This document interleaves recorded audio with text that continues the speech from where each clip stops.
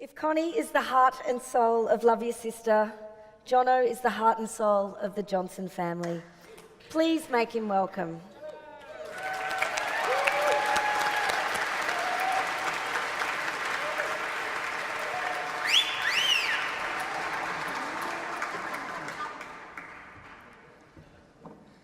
Hi team, hi village. I'm going to read you all a letter I've written for Connie, but first I'll introduce myself for some context. I'm Jonno, some know me as Jay, some as John Bon Jonno. Connie was 12 when I was born and Sam was 11. We were such a good team that Sam and Connie felt like my older siblings more than my aunt or uncle. I was raised by the village, as they say, long before the village had grown into what it is today. I was raised almost evenly over the years by my mother Hilda, Connie, my father Kerry, my grandfather Joe, Samuel and Mike. 12 schools in 10 years across 4 states. To most people's surprise, it produced a happy, resilient, hard-working, caring young man. When Connie set her brother the challenge of unicycling around the country, I was Sam's first call. We've always been tight. He was daunted and overwhelmed, as he probably should have been, but he was determined and positive. Within a couple of days, I'd quit my job and I was sitting next to Sam in a makeshift office at my mother's house. Every day, day in, day out, we manned our stations. I mapped every kilometre of this ridiculous endeavour. I'd written a list of contacts as tall as me of people I'd never met in towns I hadn't heard of. And I implemented a safety plan that would get our Sam around the country in one piece. We set off in the name of Connie and did our utmost to encourage people to be mindful of this horrid disease that claims far too many of us. Now, Sam certainly had a brother in arms at his side, but I wasn't in this for Sam, I was in this for Connie. Connie and Mike took me in at the age of 13. Now, a few words come to mind when we think about 13-year-old boys. Let's run with difficult.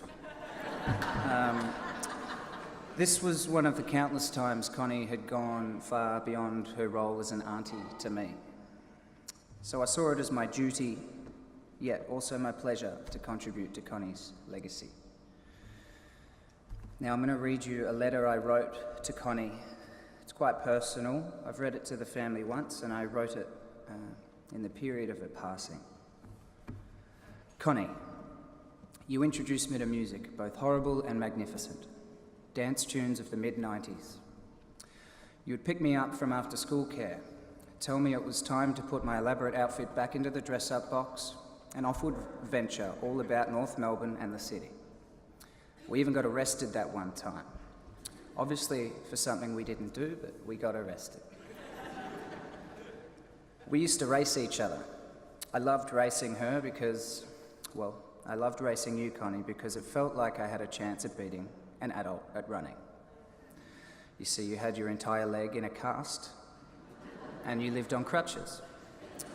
This was due to your first long battle with cancer. My, you were quick on those crutches. You still won every time, keeping true to your competitive nature gifted to you with the Johnson name. In the times either of us were away living other chapters, I would constantly receive mail from you, Connie. You made me feel thought about and cared for, and I really was.